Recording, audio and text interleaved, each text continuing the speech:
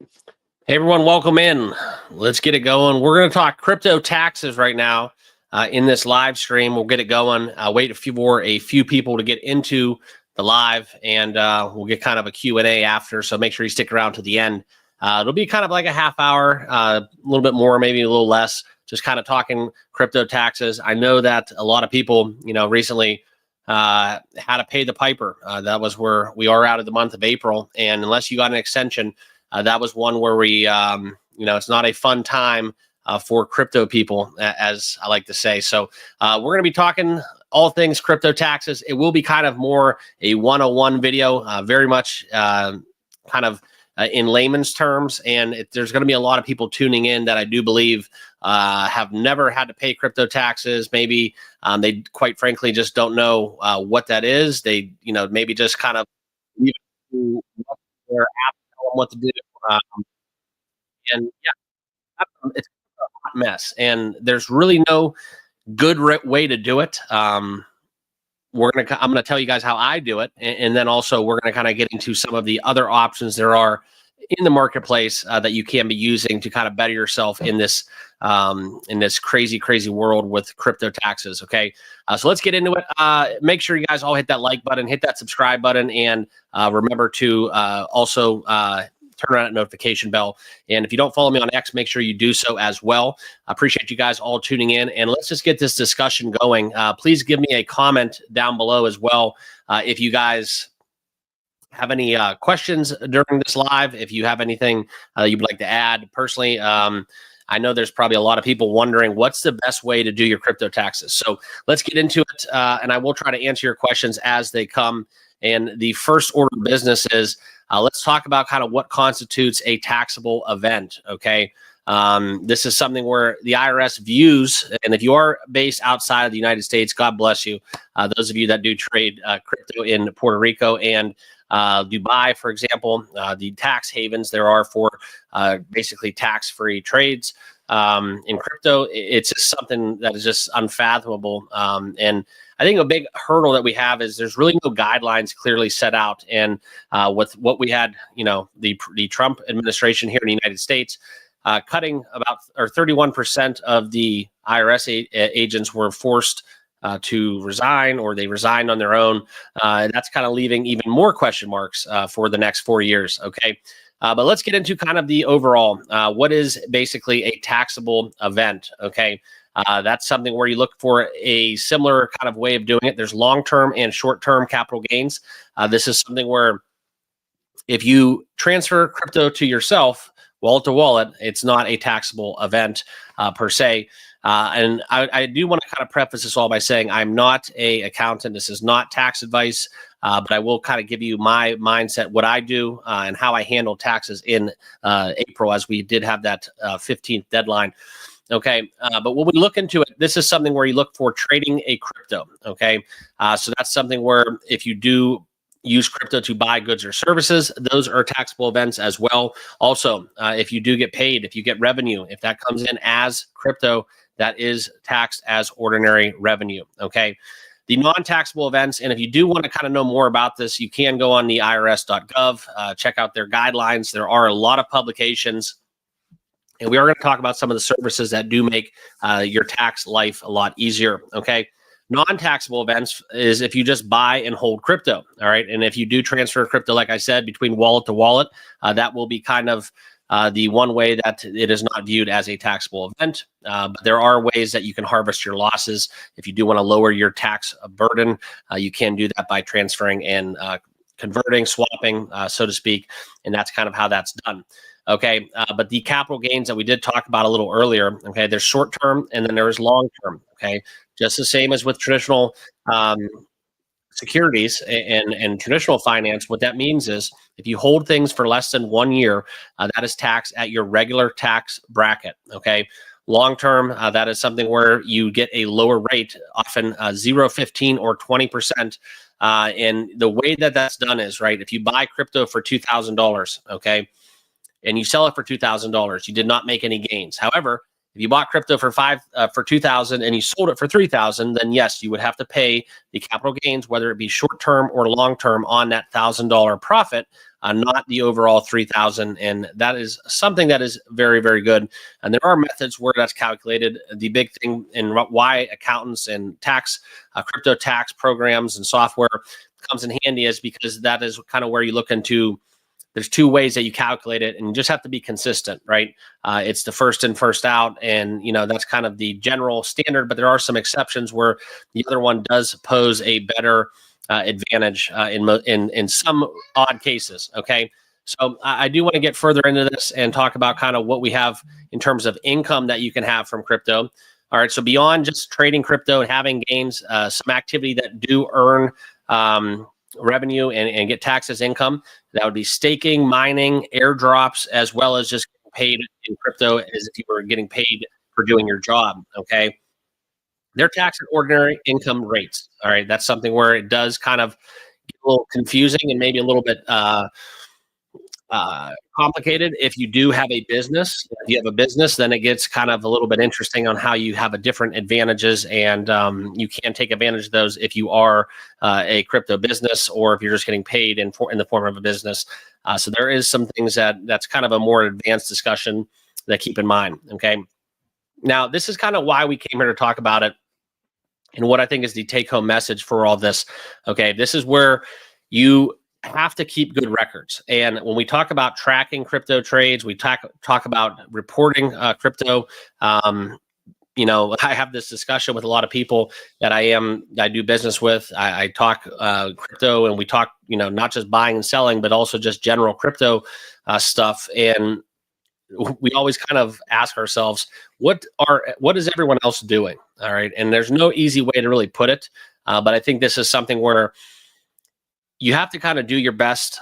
There's no real clear-cut guidelines in making on just be honest, do your best, and make an honest effort to pay the full tax amount up to what basically your accountant says you're responsible for, because you ultimately are responsible for tracking and reporting all crypto gains and losses. Okay. Now, the reason why I bring this up is because it gets a little confusing if you guys dabble into DeFi, but for general, just, hey, I'm on Coinbase, I'm buying and selling Bitcoin, I'm buying and selling Solana, I'm a holder. That's kind of cut and dry. I think that, Coinbase prepared your tax form, you just give it to your accountant, boom. The one thing that I will tell you guys, if you do dabble in DeFi, and when I'm talking DeFi, it's MetaMask, it's Phantom Wallet. Now we have, different exchanges different blockchains out there offering, ways to trade crypto and to dabble into meme coins. Then you fall into a different category. Okay. And that's where I would love if you guys knew an accountant that does have a knowledge base. If they're able to help, please send me their information, because I would like to have a conversation with them, because generally it's very, very complicated. Okay. And that's where we're going to talk about a few things, and I am going to bring them up on your screen. Okay. Right now. And this is where we're going to get into kind of a couple different options out there, and two that I do recommend. It's not financial advice. It's not tax advice. It's just kind of where we're at. And it's going to be something that you're going to want to keep in mind maybe for 2025 tax filing. Okay. Coinly and Coin Tracker. Those are the two that I do kind of recommend. I'm not affiliated with them. This is not a promotional spiel. However, it's a great way to compile all of your exchanges, all of your platforms, and that does leave you kind of in a better spot. The one thing that will kind of get in your way, okay, it costs money, but it's negligible when you look at kind of the overall burden that you do have to be faced with. The one way that does get kind of murky, though, is like I talked about, it's the DeFi, it's the NFTs, it's the pre-sale, it's the private sales, it's all of these kind of things that we do dabble in from time to time.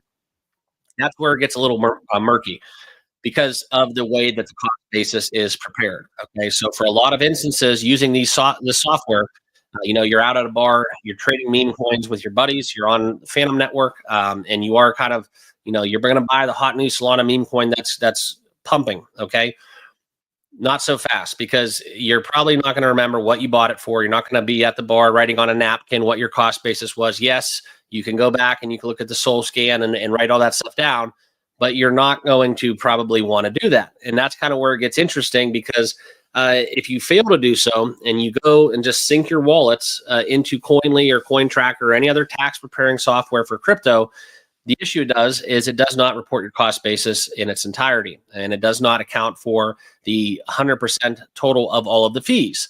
And then that is where you get left kind of behind, because that is something that is very invaluable. I remember back when I first started trading meme coins, you get your MetaMask, you're making gains, you're winning trades, you're riding the waves. Okay. But at those times, the Ethereum gas fees at some points were like $300 at times of congestion. Okay.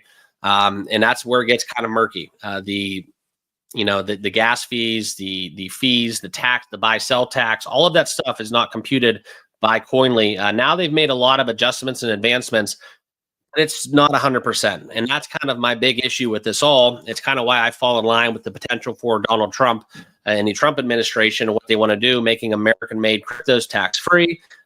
Personally, I'm in favor of having no crypto tax whatsoever, just because A, there's no guideline, B, there's no real precedent that's clear cut and dry.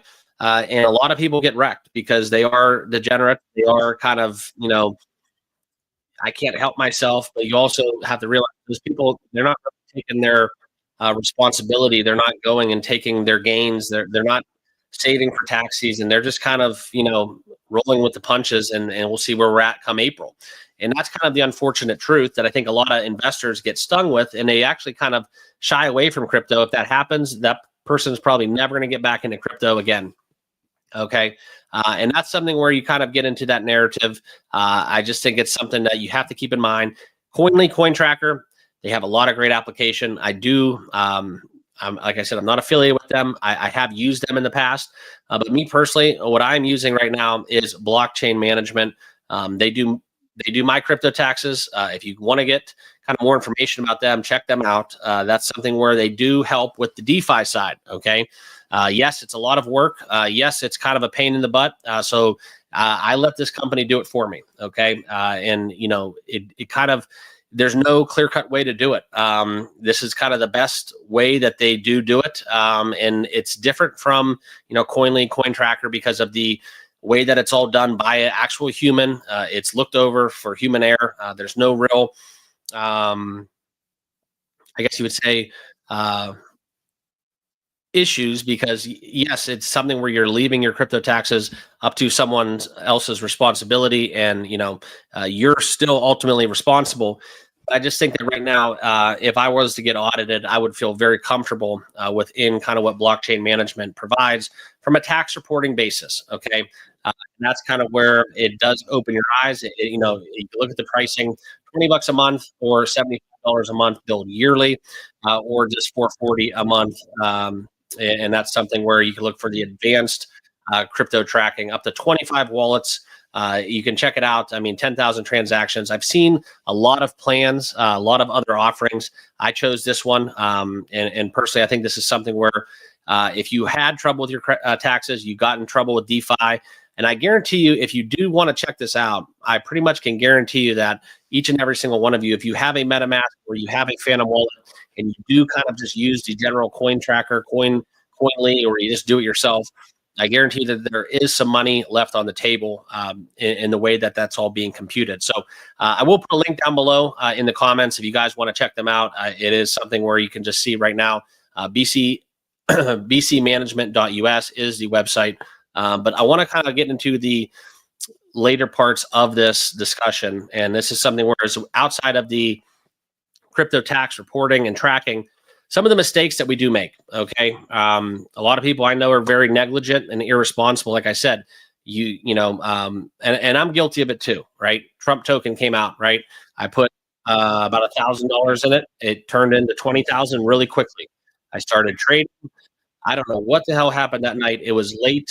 We were drinking. You don't have time to manage kind of when you have these events come in your life. And crypto is very unpredictable, and you're got to be ready. And no one is disciplined enough to handle this all by themselves. And that's kind of where it gets into the bigger conversation. When that happens, how are you handling it? Now, I just entrust in BC management. Boom, done. Don't have to worry about it. I can enjoy my evening. Okay. And that's a price that's worth it for me. All right. But that's kind of where you get into the pitfalls. And that was something early on when I started trading Solana meme coins, I fell into, right? It's something where you look into it. saying, "Oh, okay, it's just a trade. It's not on an exchange. No one's going to know about it, so I'm just not going to report it." It's, "Oh, this is a small trade. These were reflections. They don't count." "Oh, somebody gave this to me. This doesn't." It's very easy to just think that nobody's watching, but the thing is, without tax tools, tax trackers, that's kind of where you can fall into you know, some murky water. And I've used that word murky because that's probably the best way to describe crypto taxes. Okay. And kind of touching base on what I said earlier. Okay.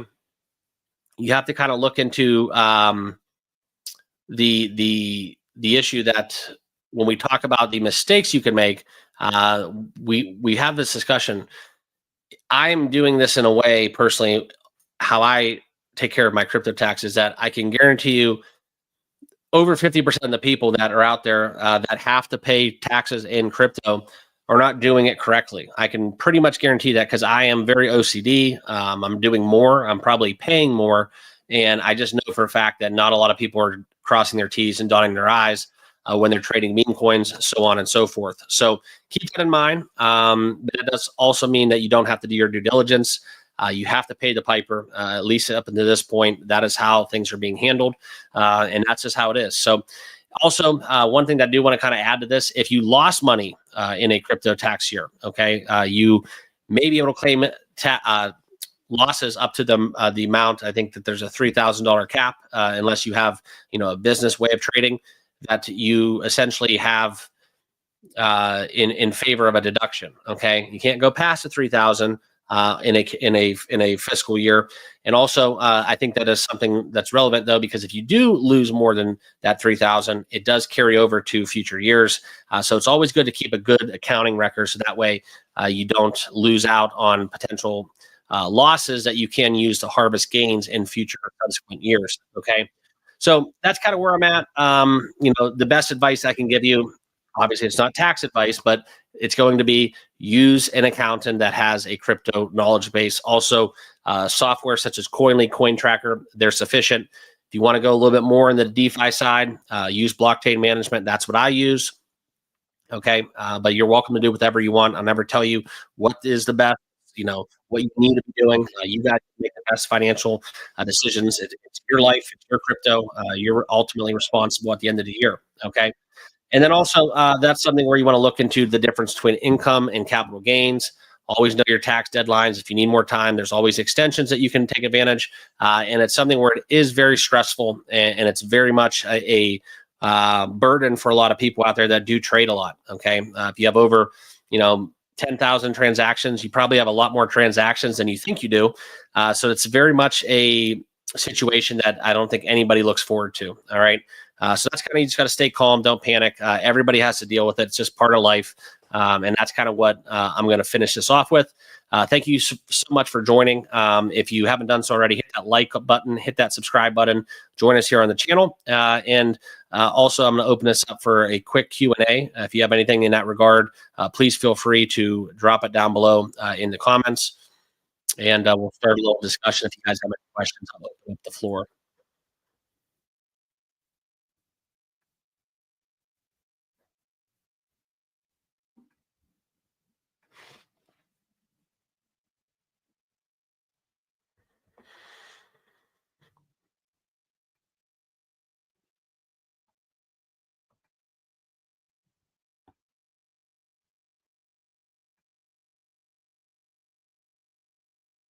And also, I kind of want to add something for those of you still sticking around.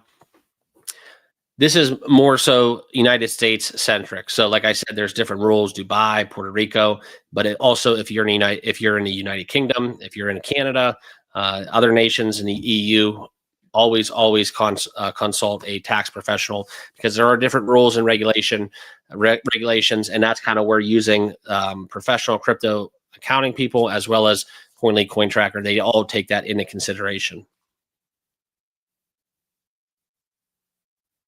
Any questions out there, guys?